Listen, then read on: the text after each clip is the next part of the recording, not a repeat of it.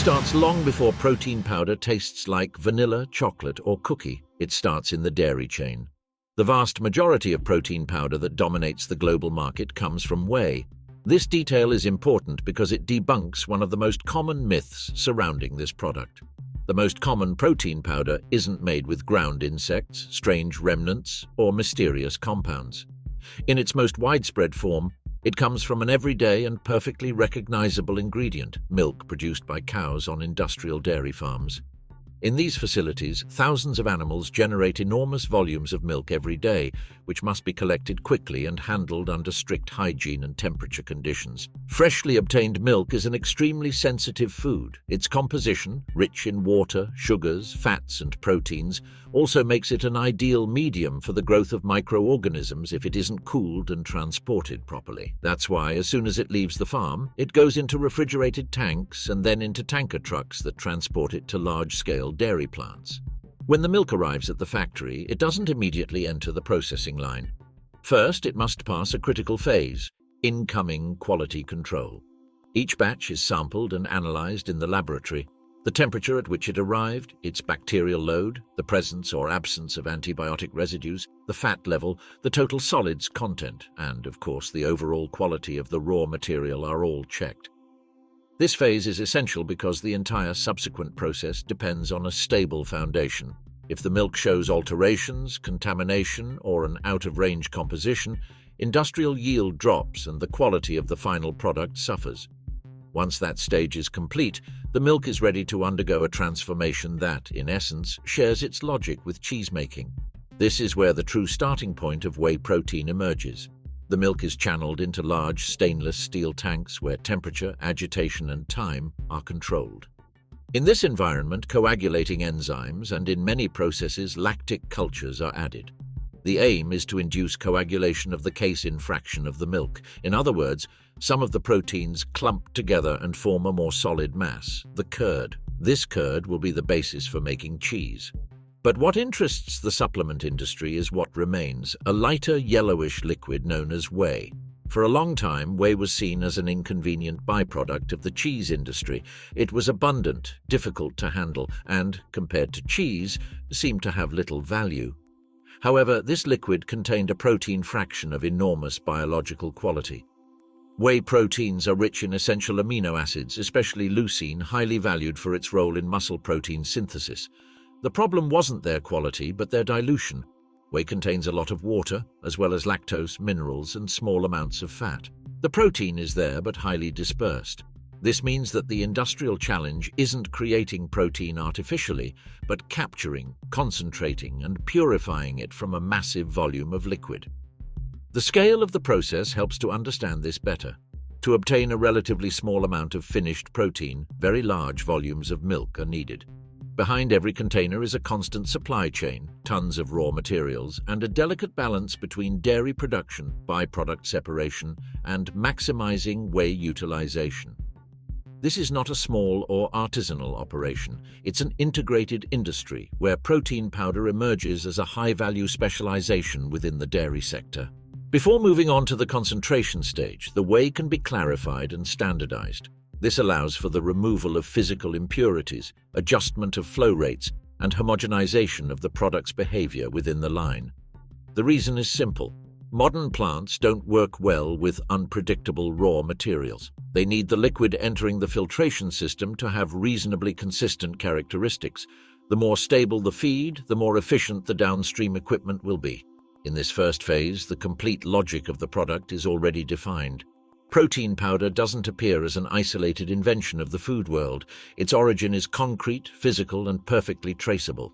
It comes from milk, is separated during cheese production, and enters an industrial chain whose objective is to isolate a specific nutritional fraction. But for this diluted whey to become a useful commercial ingredient, the most crucial part of the process is still missing, concentrating its proteins and eliminating everything else. Once separated from the curd, the whey is still far from resembling the protein powder that consumers are familiar with. At this stage, it remains a liquid with a relatively low protein concentration, rich in water, lactose, and minerals. The valuable fraction is present but diluted. The true industrial transformation begins when this whey enters membrane filtration systems, a technology that completely changed the economic fate of this dairy byproduct. The idea behind this equipment is to separate components according to their molecular size. Whey is forced under pressure through special membranes that act as selective barriers. Some small molecules, such as some water, mineral salts, and a significant portion of the lactose, pass through these membranes. Proteins, on the other hand, are retained either partially or completely, depending on the type of system used. As the process progresses, the retained product becomes increasingly richer in protein and poorer in the elements that are not desired for the final supplement. Industrial plants often combine several techniques. Microfiltration can help remove larger particles and reduce the microbial load. Ultrafiltration allows for much more efficient concentration of the protein fraction. Diafiltration, meanwhile, adds an extra washing stage with water to remove even more lactose and minerals, increasing purity. Thanks to this combination, the industry can manufacture different commercial profiles. When the product retains a higher proportion of lactose and residual fat, a concentrated protein is obtained. When filtration becomes more rigorous and protein purity increases significantly, an isolated protein is obtained. If controlled hydrolysis is then applied to partially break down the protein chains, a hydrolyzed protein is obtained, designed for more specific uses. All of this takes place in facilities where precision is paramount. Pressure, flow rate, temperature, residence time, and recirculation speed must be maintained within very specific limits. It's not enough to simply remove water and concentrate protein. The functionality of the ingredient must also be preserved. A well-processed whey protein must maintain good solubility, stable behavior in mixtures, and an intact nutritional profile. Excessive temperature or overly aggressive handling can deteriorate its structure, affect its flavor, and worsen its performance in the final product. As whey loses water and secondary components, it transforms into a dense, much more valuable concentrate. At this point, it's no longer a cheese-making byproduct, but a high-performance food ingredient. However, it's still a liquid, and like any nutrient-rich liquid, it requires strict sanitary protection. This is why pasteurization or controlled heat treatment plays such a crucial role in the production line. The protein concentrate passes through industrial heat exchangers where it's heated for a carefully calculated time and then rapidly cooled.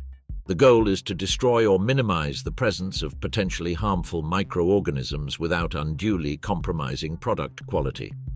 Pasteurization is a balancing act. If the treatment is insufficient, the microbiological risk increases. If it's excessive, the protein's functional properties can be compromised.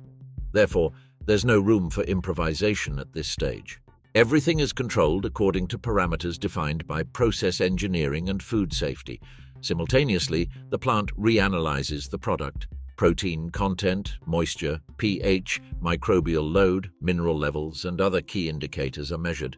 This reveals a reality that is often overlooked. Although protein powder is sold within the fitness and supplementation sector, its manufacturing depends entirely on the standards of the large-scale food industry. Each batch must be safe, stable, reproducible, and traceable.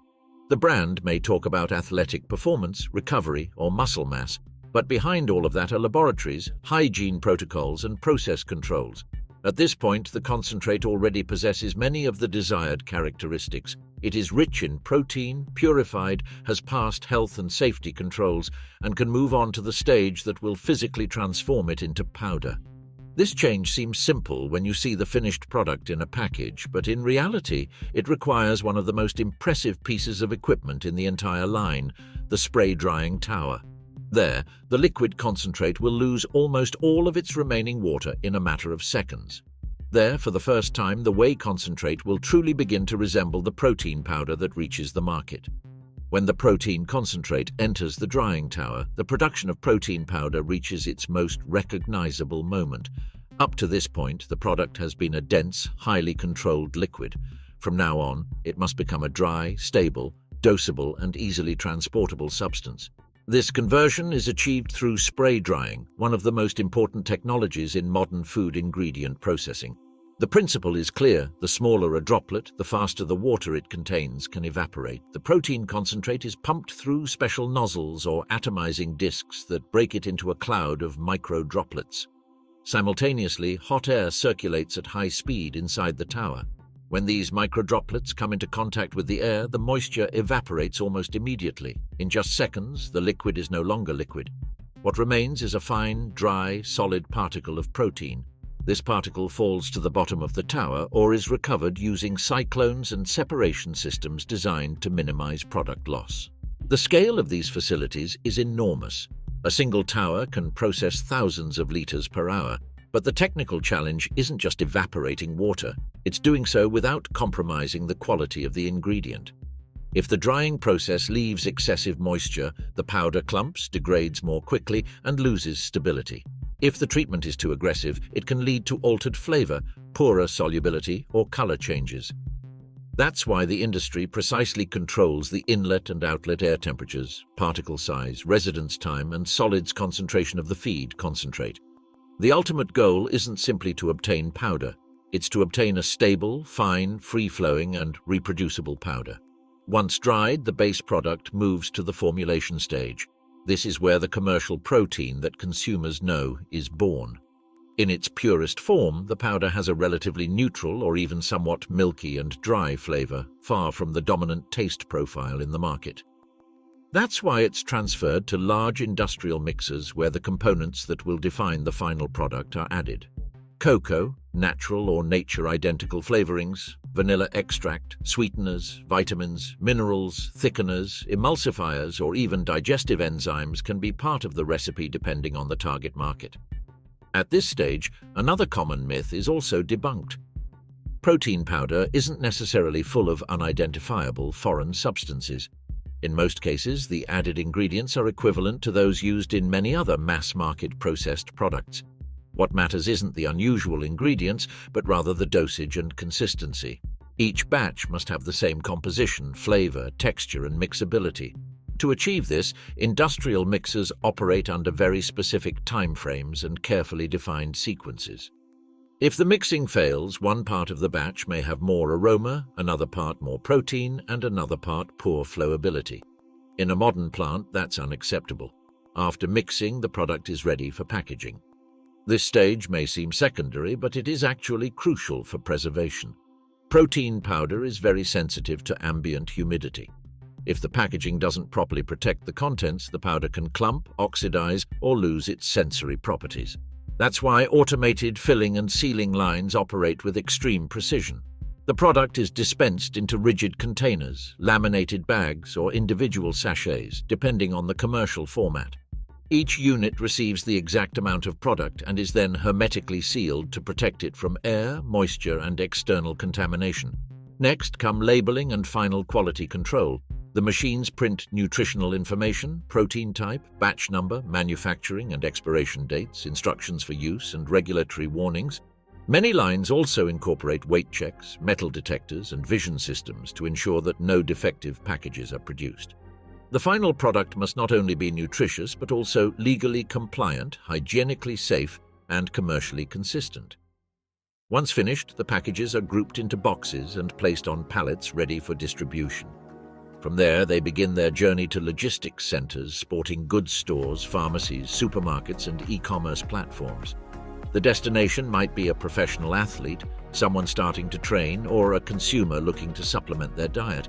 But they all essentially receive the same industrial product, a fraction of milk protein that has been separated, concentrated, purified, dried, formulated, and protected to last for months without losing stability. That, ultimately, is the most interesting aspect of this entire industry. Protein powder isn't an invention disconnected from real food. It's the result of cleverly utilizing a specific fraction of milk through advanced technology. Its story begins in the dairy industry, passes through the logic of cheese-making, goes through membrane systems and giant dryers, and ends up as a nutritionally dense powder ready to enter the global market. Behind a single scoop, there's much more than sports marketing. There are farms, refrigerated tanks, laboratories, stainless steel tanks, microscopic membranes, heat exchangers, drying towers, mixers, and packaging lines operating with industrial precision. And so, from a liquid once considered a byproduct of little value, modern industry manufactures one of the most consumed supplements on the planet.